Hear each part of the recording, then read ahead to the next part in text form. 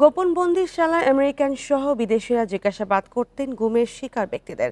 তাদের বলা হতো ফরেন গেস্ট। এমন তথ্যই উঠে এসেছে গুম কমিশনের প্রতিবেদনে।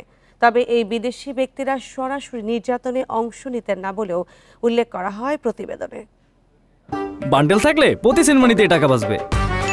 বিকাশ সেনমানি বান্ডেল কিনে জিতুন প্রতি লেনদেনে। গুম কমিশনের দ্বিতীয় প্রতিবেদনে উঠে এসেছে চাঞ্চল্যকর তথ্য।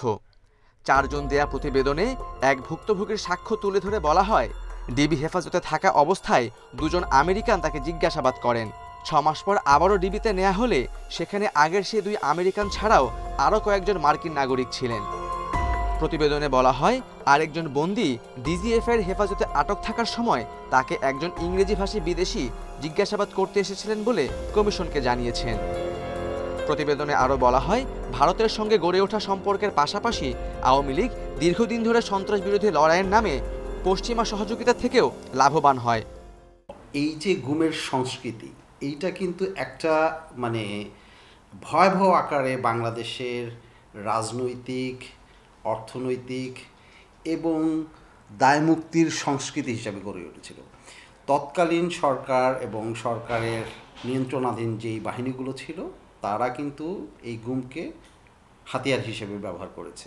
কমিশন এখন পর্যন্ত 1850টি অভিযোগ থেকে 1350টি অভিযোগ যাচাই বাছাই শেষে এ প্রতিবেদন তৈরি করে। এতে বলা হয়, বিদেশিরা সরাসরি নির্যাতনে অংশ না নিলেও তাদের উপস্থিতি এই গোপন আটক ব্যবস্থাকে বৈধতা দিয়েছিল। তাদের যে আইনি সহযোগিতা পাওয়ার কথা, তারা যে ভুক্তভোগী, এইটা আমাদের দেশের ক্রিমিনাল জাস্টিস সিস্টেম একেবারেই ডিসফাংশনাল ছিল গত 15-16 বছর, যেটার কারণে তারা কিন্তু ভুক্তভোগী, তারা জামিন সময় মতো পান নাই।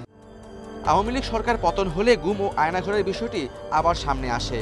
গত 27 আগস্ট অবসরপ্রাপ্ত বিচারপতি মইনুল ইসলাম চৌধুরীর নেতৃত্বে 5 সদস্যের গুম তদন্ত কমিশন গঠন হয়।